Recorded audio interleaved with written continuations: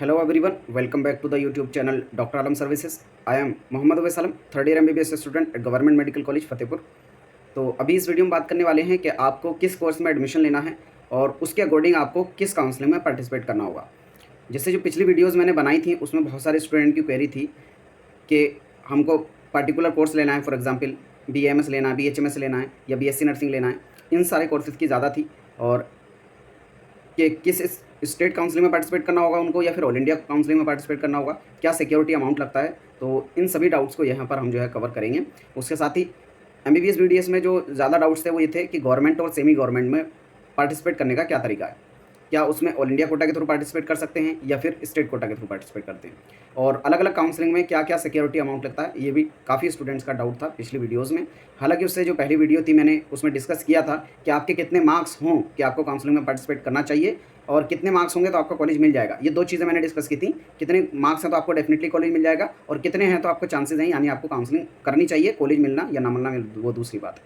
इसके बारे में मैंने डिटेल वीडियो बनाई थी, अगर आपने वो वीडियो नहीं देखी है तो आप जाकर देख लें। उसका लिंक जो है नीचे डिस्क्रिप्शन में दे दूँगा। उस पर ऑलरेडी जो है 32,000 व्यूज़ हो चुके हैं। अभी 5 या 6 दिन पहले उसको मैंने डाला था, आप उसमें देख सकते हैं, जिसमें मैंने पूरा डिटेल में बताया था MBBS BDS BSc nursing BAMS BHMS और BOMS का ऑल इंडिया कोटा से कितने मार्क्स हैं कि आपको पार्टिसिपेट करना चाहिए और स्टेट से कितने में पार्टिसिपेट करना चाहिए।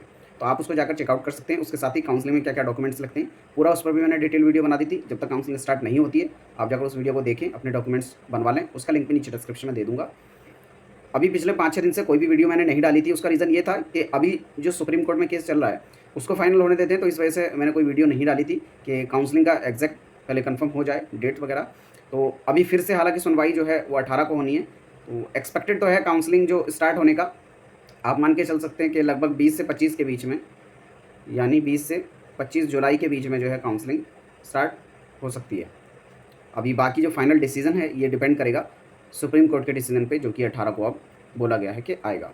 ठीक है, तो यहाँ पर सबसे पहले हम बात करते हैं कि अगर MCC में पार्टिसिपेट करते हैं, इंडिविजुअली काउंसलिंग का देख लेंगे, उसके अकॉर्डिंग आपको पता लग जाएगा कि MCC में फॉर एग्जांपल मैं बताऊंगा MBBS के लिए, BDS के लिए, BSc नर्सिंग के लिए, इसके लिए पार्टिसिपेट कर सकते हैं। तो आपको फॉर एग्जांपल जो भी किस कोर्स में एडमिशन लेना है उसके अकॉर्डिंग आपको जो है यहाँ से काउंसलिंग रेट्रोग्रेड चलना पड़ेगा, यानी जो कोर्स मैं इसके अंदर बताऊँगा उस कोर्स के अकॉर्डिंग ही आपको उस काउंसलिंग में पार्टिसिपेट करना होगा। तो सबसे पहले तो MCC की बात की जाए कि इसमें कौन कौन से कोर्सेज में एडमिशन होगा MCC के थ्रू। तो सबसे पहला आता है MBBS। अब MBBS में कौन कौन से कॉलेजेस, गवर्नमेंट। अब गवर्नमेंट के जो 15% सीट्स हैं उन पर एडमिशन होगा ऑल इंडिया कोटा काउंसलिंग से, और यहाँ पर कोई भी आपको डोमिसाइल की ज़रूरत नहीं पड़ेगी। MCC काउंसलिंग में किसी भी स्टेट के हों आप किसी भी कॉलेज में एडमिशन ले सकते हैं, डोमिसाइल सर्टिफिकेट की ज़रूरत नहीं है। गवर्नमेंट के साथ साथ जो डीम्ड कॉलेजेस हैं उसमें एडमिशन किसके थ्रू होगा, वो MCC काउंसलिंग के थ्रू होगा।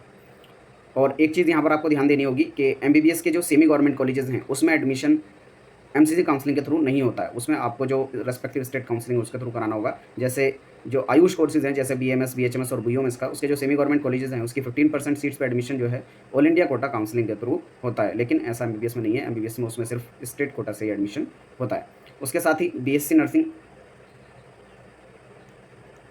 अगर इसमें आपको एडमिशन लेना है तो आपको MCC काउंसलिंग में पार्टिसिपेट करना होगा, और ये ऑल इंडिया कोटा के काउंसलिंग रहती है। बाकी कुछ कॉलेजेस ऐसे होते हैं जो स्टेट काउंसलिंग के थ्रू भरे जाते हैं, तो उसमें आपको रेस्पेक्टिव अपने स्टेट की काउंसलिंग करनी होगी BSc नर्सिंग के लिए।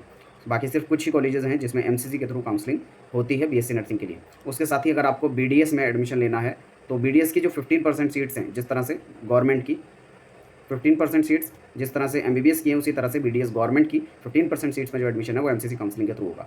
उसके साथ ही MBBS BDS और सेंट्रल के साथ जो BSc नर्सिंग की जो सेंट्रल इंस्टीट्यूट है और नेशनल इंस्टीट्यूट है उनकी 100% सीट जो है वो MCC के थ्रू भरी जाएंगे। किस किसकी, सेंट्रल इंस्टीट्यूट्स, नेशनल इंस्टीट्यूट्स, जैसे बनारस हिंदू यूनिवर्सिटी हो गया, अलीगढ़ मुस्लिम यूनिवर्सिटी हो गया, और FMC की 100% सीट्स ये भी MCC के थ्रू भरी जाएंगी। तो ये हो गया MCC काउंसलिंग में कौन कौन सा रहेगा। और BDS की भी जो डीम्ड कॉलेजेस हैं उसकी भी एडमिशन MCC काउंसलिंग के थ्रू होगा, और गवर्नमेंट के 15% सीट्स उसका भी एडमिशन जो है MCC काउंसलिंग के थ्रू ही होगा। बाकी डिटेल में बता देंगे कौन कौन से कॉलेजेस पार्टिसिपेट कर रहे हैं, किस कॉलेज में कितनी सीट मैट्रिक्स है, और मेनली बहुत सारे स्टूडेंट की क्वेरी थी BSc नर्सिंग के रिगार्डिंग कौन कौन से कॉलेजेस पार्टिसिपेट करेंगे। तो जब ब्रोशर आ जाएगा डिटेल में इस साल का कौन कौन से उसमें इंक्लूडेड हैं तो वो बता देंगे, क्योंकि चेंजेस जो हैं इसमें ईयर टू ईयर देखने को मिल सकते हैं। बाकी अगला जो है वो आता है कि स्टेट नेट काउंसलिंग में किनको पार्टिसिपेट करना होगा।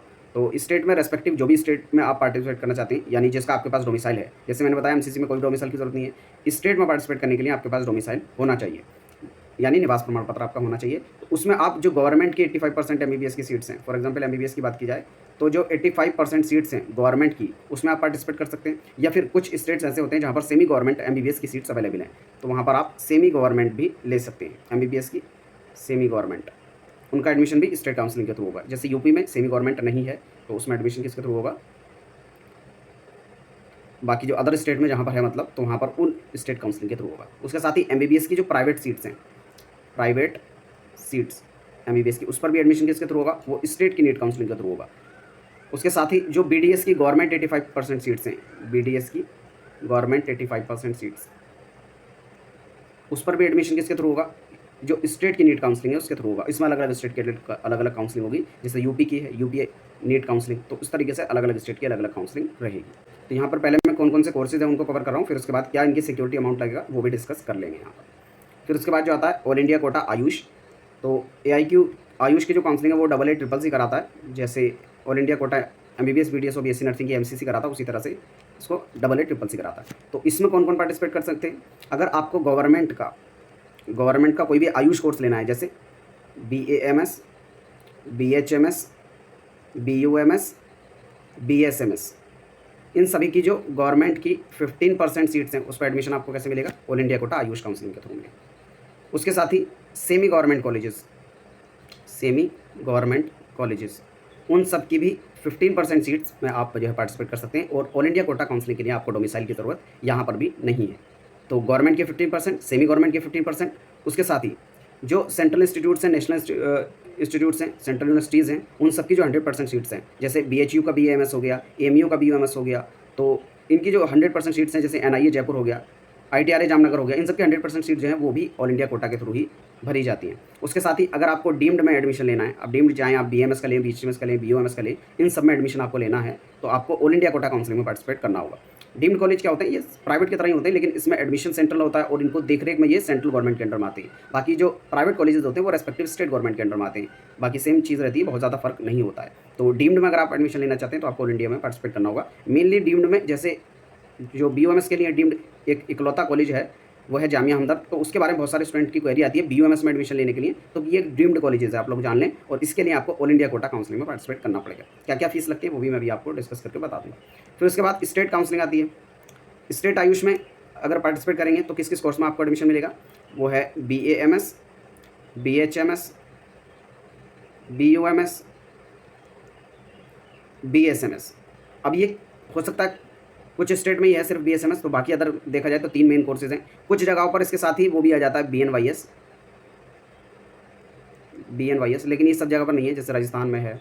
तो अलग अलग जगहों पर ये इंक्लूड हो सकता है, यूपी के अंदर नहीं है। तो स्टेट वाइज कुछ स्टेट में हो सकता है BNYS, या फिर इसके साथ ही बैचलर फिजियोथेरेपी वगैरह भी इसमें जुड़ा हो, लेकिन हर स्टेट में ऐसा नहीं है। बाकी ये तो मोस्टली रहता है ये BMS, BHMS और BUMS। इसमें आपको गवर्नमेंट के 85% जो सीट्स बची हैं, मैंने बताया अभी 15% जो गवर्नमेंट की थी वो ऑल इंडिया कोटा में चली गई, बाकी जो 85% स्टेट वाली हैं वो स्टेट काउंसलिंग में आ जाएगी। इसमें आपको रेस्पेक्टिव स्टेट की काउंसलिंग में पार्टिसिपेट करना पड़ेगा। उसी तरह से जो सेमी गवर्नमेंट अगर किसी स्टेट में है, जैसे यूपी में तो है नहीं, तो अगर जिन जिन स्टेट में भी सेमी गवर्नमेंट कॉलेजेस हैं उन स्टेट की काउंसलिंग में आपको पार्टिसिपेट करना पड़ेगा। अगर आपके पास डोमिसाइल है तब, नहीं है तो आप इसमें 85% में स्टेट वाले में पार्टिसिपेट नहीं कर सकते। उसके साथ ही स्टेट काउंसलिंग में और किस चीज़ में एडमिशन मिलेगा, इसमें मिलेगा प्राइवेट कॉलेज में। अब प्राइवेट चाहे BAMS का हो, BHMS का हो, BUMS का हो, या अगर कहीं पर BNYS हो, तो वो सब इसमें एडमिशन जो है स्टेट काउंसलिंग के थ्रू ही आपको मिलेगा। अब सबसे पहले बात कर लेते हैं सिक्योरिटी अमाउंट क्या क्या लगेगा अलग अलग काउंसलिंग के लिए। तो 2 तरह का अमाउंट होता है। सबसे पहले तो किसी भी काउंसलिंग में आप पार्टिसिपेट करें, एक होता है रजिस्ट्रेशन चार्ज जो कि नॉन रिफंडेबल होता है, यानी आपको वापस नहीं मिलेगा। दूसरा होता है रिफंडेबल जो सिक्योरिटी अमाउंट होता है। तो MCC के अंदर अगर आप बात करें तो अगर आपको डीम्ड में एडमिशन लेना है, डीम्ड का मतलब जो मैंने अभी बताया था प्राइवेट की तरह ही होते हैं, लेकिन वो डीम्ड सेंट्रल लेवल के होते हैं, ठीक है। तो उसमें अगर आपको एडमिशन लेना है तो जो आपका रजिस्ट्रेशन फ़ीस है वो आपका लगेगा 5000 रुपीज़, और जो सिक्योरिटी अमाउंट है वो लगेगा आपका 2 लाख रुपीज़। अब जब आप 2 लाख रुपीज़ दे रहे हैं डीम्ड के लिए, तो आप इसमें गवर्नमेंट, सेमी गवर्नमेंट, मतलब सेमी गवर्नमेंट तो आता नहीं है, तो गवर्नमेंट कॉलेजेस भी मतलब इसके साथ डाल सकते हैं। आप कितने भी कॉलेज डाल सकते हैं, किसी भी कोर्स का डाल सकते हैं, MBBS, BDS, BSc नर्सिंग, जो भी चाहें आप वहाँ पर डाल सकते हैं, क्योंकि आपने जो हाईएस्ट अमाउंट चाहिए था डीम्ड के लिए वो डाल दिया है, तो आप गवर्नमेंट भी इसमें रख सकते हैं। फिर उसके साथ अगर आप गवर्नमेंट की बात करें, ये तो हो गया डीम्ड के लिए, ये डीम्ड का हो गया। अब उसके बाद गवर्नमेंट की बात करें जाए ऑल इंडिया कोटा में, अब चाहे MBBS की हो या फिर BDS की हो या BSc नर्सिंग की, तो इसमें रजिस्ट्रेशन जो है आपका 1000 लगेगा।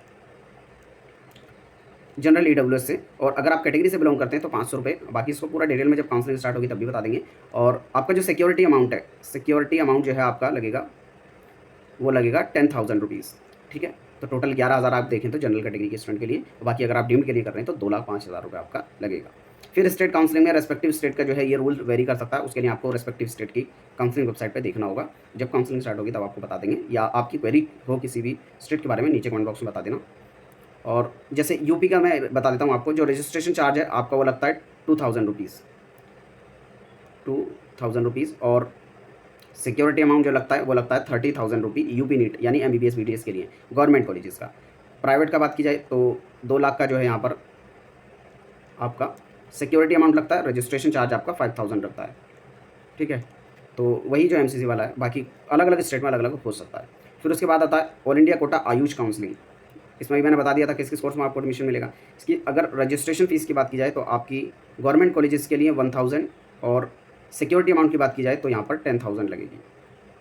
उसी तरह से अगर आपको डीम्ड कॉलेज में एडमिशन लेना है तो डीम्ड के लिए आपको 5,000 का रजिस्ट्रेशन लगेगा और 50,000 की सिक्योरिटी अमाउंट लगेगी, जो कि वापस आ जाती है जब आप एडमिशन ले लेते हैं, अगर काउंसलिंग में कोई गलती नहीं करते हैं तो। अगर कोई गलती करती तो आपको कॉलेज मिले या ना मिले, फिर आपकी जो है सिक्योरिटी चली जाएगी।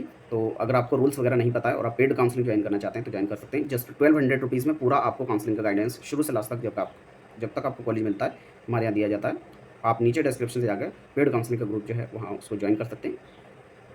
और उसके साथ ही अगर स्टेट काउंसलिंग में बात की जाए, स्टेट काउंसलिंग में कितनी फ़ीस लगती है, तो स्टेट के लिए अलग अलग स्टेट की अलग अलग फ़ीस हो सकती है। जैसे यूपी का मैं यहाँ पर रेफरेंस के लिए आपको बता देता हूँ।